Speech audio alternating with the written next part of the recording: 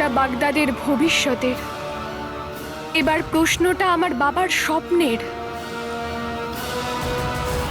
একটা মেয়ে তার বাবার স্বপ্ন পূরণের জন্য প্রাণ দিতে পারে, কিন্তু হারতে কখনোই পারে না।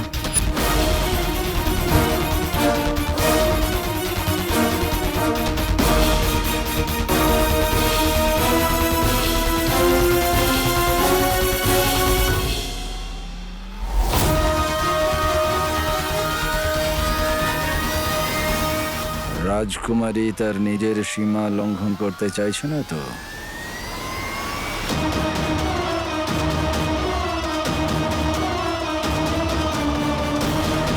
মৌলভী সাহেব, আপনি শুরু করুন। যে উদ্দেশ্যে আমি এসেছি সেটা যেন না থামে।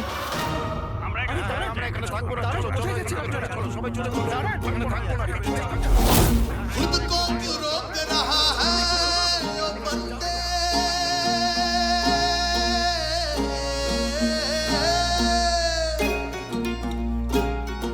क्या है तेरा जो खो जाएगा,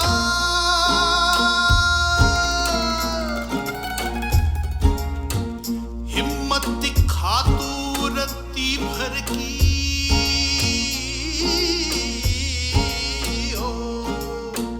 बदले में जी भर के हौसला पाएगा, बदले में जी भर के हौसला पाएगा। सजदाए शुक्रा सजदाए सबरा करता जा, सजदाए शुक्रा सजदाए सबरा करता जा, सजदाए शुक्रा सजदाए सबरा करता जा, सजदाए शुक्रा सजदाए सबरा करता जा।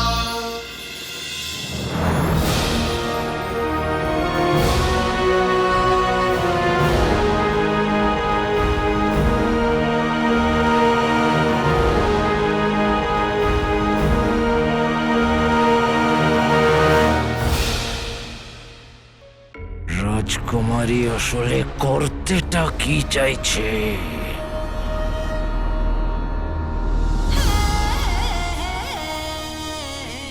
আকা, এই সাহসী মহিলাটা কে? এটাই তো আমার রাজকুমারী ইয়াসমিন।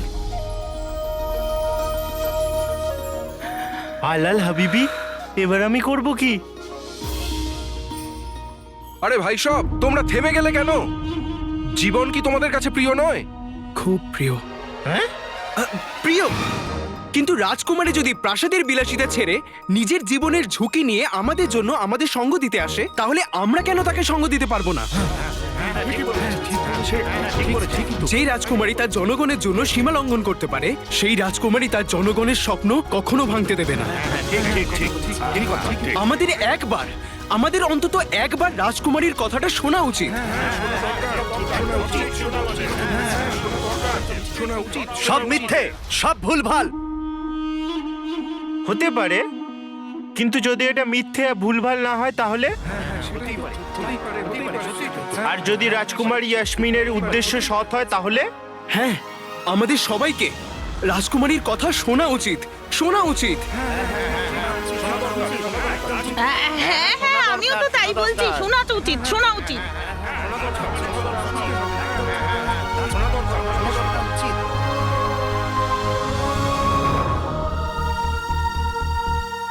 আকা আলাদিন নাম তো শুনেছ নিশ্চয়ই, তুমি পেছনে কেন? যাও, সামনে যাও, রাজকুমার ইয়াসমিনকে সামনে থেকে দেখবে না? না জিনু, যখন রাজকুমারী পুরো বাগদাদের জন্য ভাবছে, তখন আমি একা নিজের জন্য কি করে ভাবতে পারি?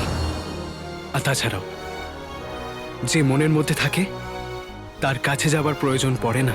আমরা এখানেই দাঁড়াবো আর দেখবো কেউ যেন পিছনে না পড়ে যায়। আলাল হাবিবি, এবার আমি করব কি? ইচ্ছা হচ্ছে তোমাকে চুমু। আকা, আমার জানা ছিল না তোমার ভালোবাসার রং এত গাঢ়। জিনু, 12 বছর 5 মাস 7 দিন আর 14 ঘন্টায় দুনিয়ার সব রঙে গাঢ় হয়ে যায়। আর এটা তো আমার ভালোবাসা।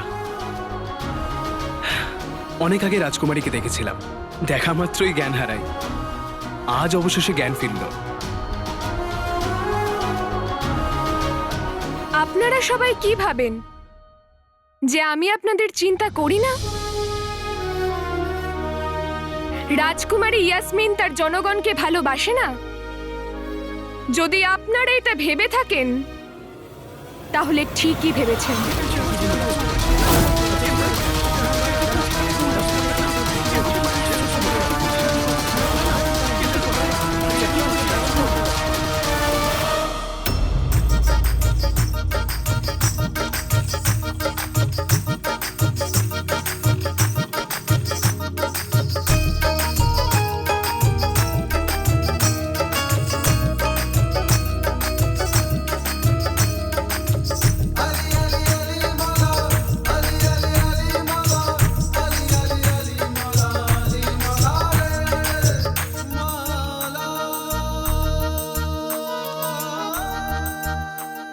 হে আল্লাহ, তুমি আমার জীবনে অন্ধকার এনে দিয়েছ, কিন্তু ছেলের ভালোবাসার কিরণের প্রদীপের আলো জ্বেলে দিয়েছ।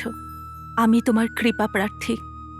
আমি জানি ওর জীবনে যত সমস্যা আছে সেগুলো সমস্যা নয়, ওগুলো পরীক্ষা, যেগুলো পার করে আমার আলাদিন এক মহান মানুষ তৈরি হবে।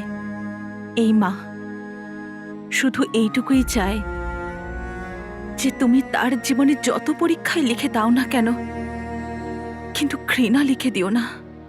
আমি ভয় পাই যে তার পিতাকে দেওয়া আরোপ ওর মনে অন্য মানুষের প্রতি ঘৃণা না তৈরি করে।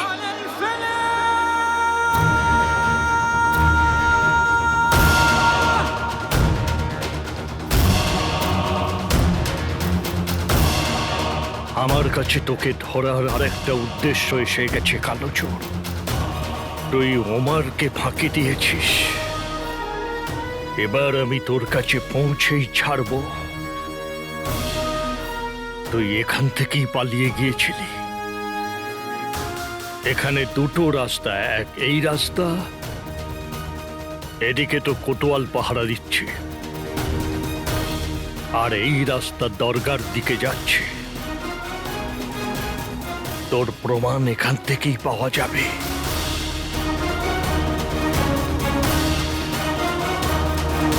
এইভাবেই আমার সন্তানের ওপর তুমি তোমার আশীর্বাদের হাত রেখো।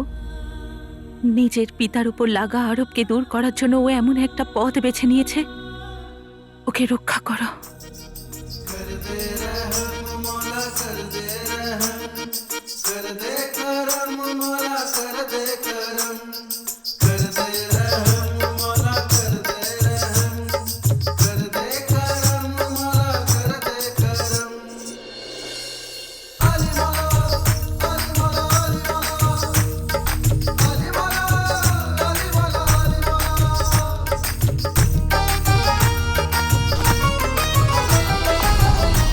ক্ষমা করবেন দিদি, আপনার সুতোটা পড়ে গেল।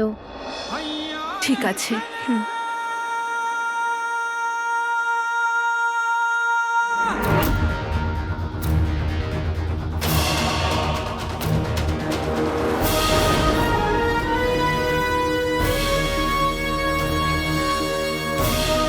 মনে হচ্ছে কারোর প্রার্থনার দড়ি খুলে গেছে।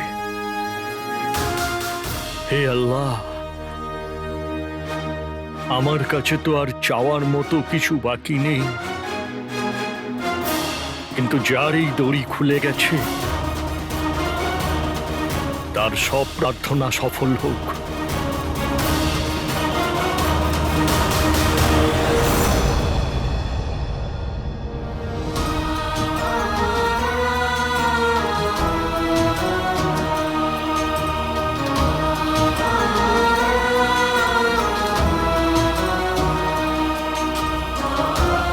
এই মায়ের এই প্রার্থনা যেন আমার আলাদিন সুস্থ থাকে।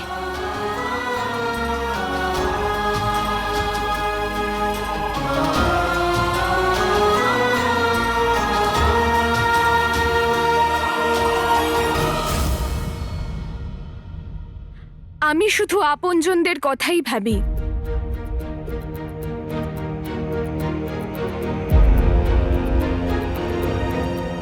আমি খুব অহংকারী, আমি আপনজনদের প্রতি খুব অহংকারী। আর আপনারা সবাই আপনারা সবাই আমার আপনজন।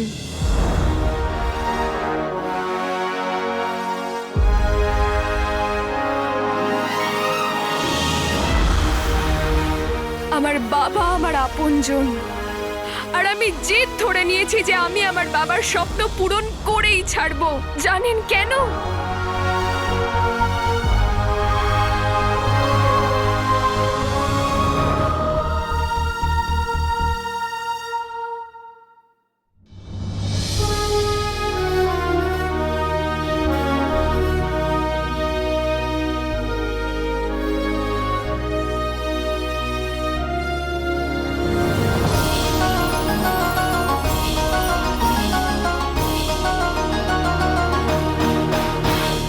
আমার বাবা এই মাটিটাকে প্রচন্ড পরিমাণে ভালোবাসেন, আর আমার বাবা যেটাকে ভালোবাসেন সেটাকে আমি সম্মান করি। আজ আপনাদের সামনে বাগদাদের রাজকুমারী নয়, বরং আপনাদের মেয়ে, আপনাদের বোন দাঁড়িয়ে আছে। ধন্যবাদ জিনু।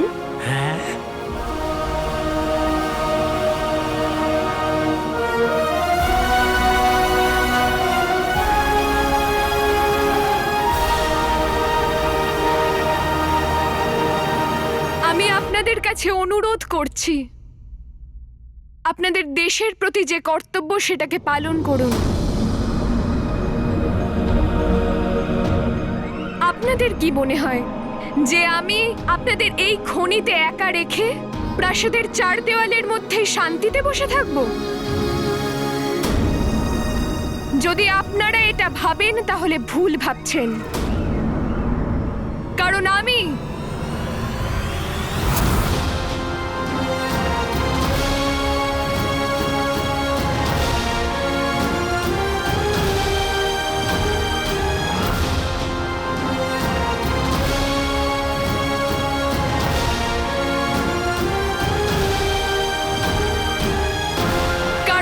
প্রত্যেক দিন এখানে আপনাদের সাথে উপস্থিত থাকব।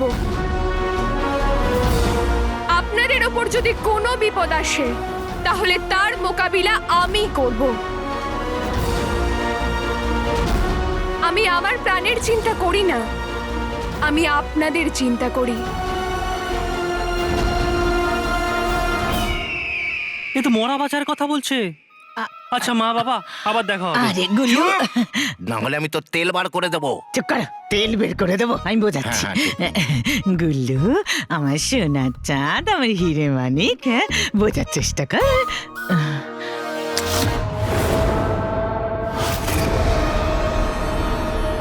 কিন্তু তবুও আমরা আমাদের প্রাণ বিপদে কেন ফেলবো? আমি কারোর ওপর জোর করছি না। যদি আপনারা এখান থেকে যেতে চান তাহলে যেতে পারেন, কিন্তু যদি আপনারা বাগদাদের আর নিজের ভাগ্য বদলাতে চান তাহলে আমি আপনাদের সবাইকে আশ্বস্ত করছি, আপনারা এখানে যে ঘামের প্রতিটা ফোঁটা ফেলছেন তা আপনাদের সমস্যার সমাধান করবে। এই তেলের খনি বাগদাদ থেকে চিরকালের মতো দারিদ্রতা দূর করে দেবে। আপনাদের বাড়ির সব সমস্যা, সব দুশ্চিন্তা চিরকালের মতো দূর হয়ে যাবে। সিদ্ধান্ত এবার আপনাদের হাতে। আপনারা আপনাদের ভাগ্য বদলাতে চান কিনা?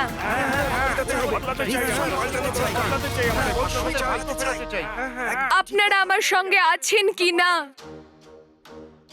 রাজকুমারীর সঙ্গীত রাজকুমারী,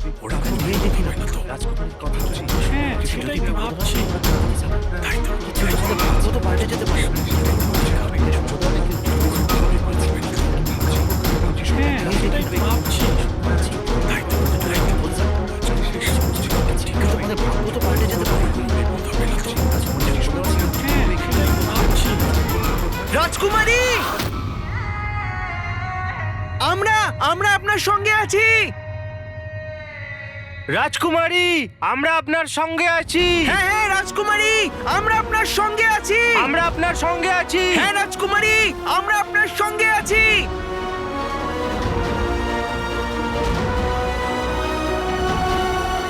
আমি খুবই ভাগ্যবতী যে আমি একা নই। আমার সাথে কেউ আসুক বা না আসুক, কিন্তু আমি বাগদাদের রাজকুমারী ইয়াসমিন নিজের বাগদাদের জন্য আর নিজের জনগণের জন্য এই খনি নিশ্চয়ই খুঁড়ব। আপনার স্বপ্ন আমাদের স্বপ্ন রাজকুমারী। বাগদাদকে ধনী করে তুলবো।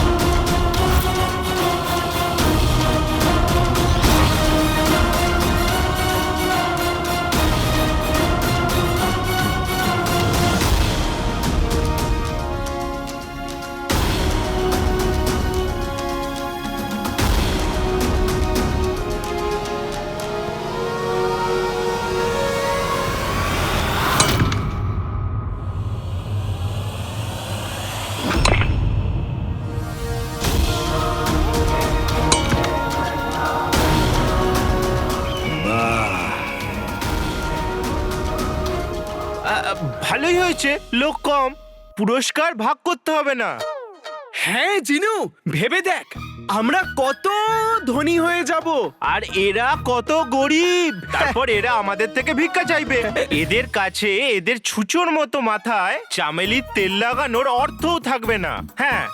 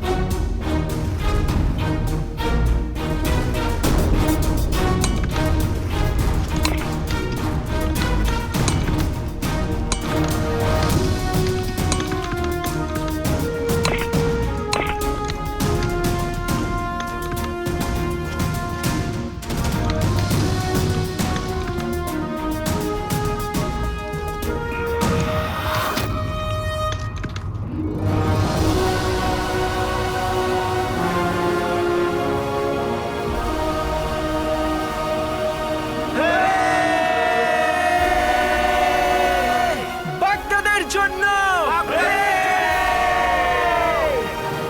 আমি বিশ্বাস করতে পারছি না যে বাগদাদে তেলের খনির কাজ শুরু হয়ে গেছে। বাবা বাবা, আরে আরে আরে আরে কি করছো? আরে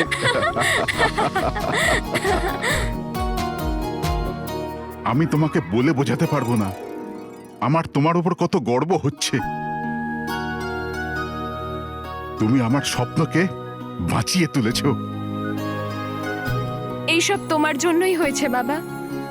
আমি তো শুধু তোমার দেখানো পথে এগোচ্ছি।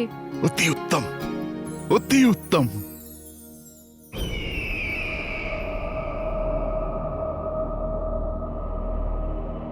আমি জানি তুমি কি ভাবছো আজিরা আলা। এটাই তো বাগদাদের সিংহাসনের জন্য রাজকুমারীর থেকে ভালো উত্তরসূরি পাওয়াই যাবে না। একদম ঠিক কথা বলেছেন আপনি মহামান্য বাদশাহ। আসলে আমার বাগদাদের রাজকুমারীর ওপর গর্বও হয়, আবার সম্মানও করি। তাই হয়তো এই ব্যাপারে ওনাকে অগ্রাহ্য করার প্রশ্নই নেই। আমি শুধু এই কারণে ভয় পাচ্ছি যে জনসাধারণ ওনার নেতৃত্বের দিকে আঙুল না তুলে দেয়।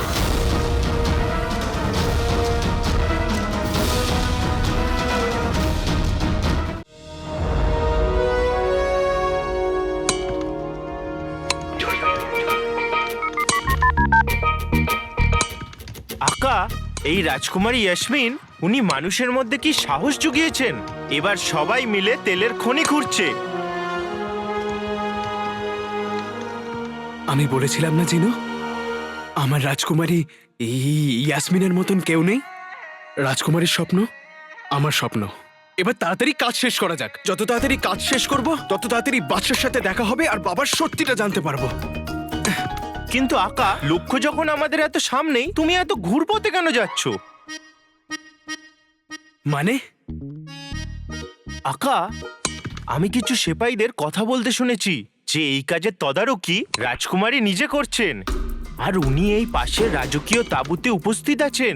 তাহলে যদি আমরা ওনার কাছে যাই, আমাদের বক্তব্য রাখি, উনি আমাদের কথা নিশ্চয়ই শুনবেন আর আমাদের কাজ সহজ হয়ে যাবে। হ্যাঁ জিনু, এটা তুই একদম ঠিক বলেছিস। আমরা রাজকুমারীর কাছে গেলে উনি আমাদের সাহায্য নিশ্চয়ই করবেন। হ্যাঁ, তাহলে খনি ঘোরার কাজ ছাড়ো আর রাজকুমারী ইয়াসমিনের কাছে চলো।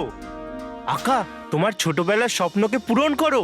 যখন তোমার মতো সুন্দর দেখতে যুবক রাজকুমারী ইয়াসমিনের সামনে আসবে, তখন ওনার মন নিজে থেকেই ভালোবেসে ফেলবে আর উনি তোমায় হৃদয় দিয়ে বসবেন।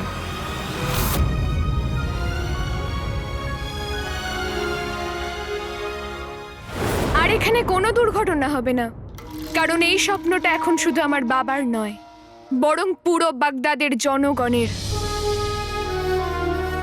যদি আপনি আমার সাথে না থাকতে পারেন কোনো ব্যাপার নয়, অন্তত আমার আশাটা বারবার ভেঙে দেবেন না। না, আমি এটাই বলতে ওয়াজিরে চাইছি। আলা, এটা নতুন প্রজন্মের উদ্যম। আমি বা তুমি এর সাথে তাল মেলাতে পারবো না।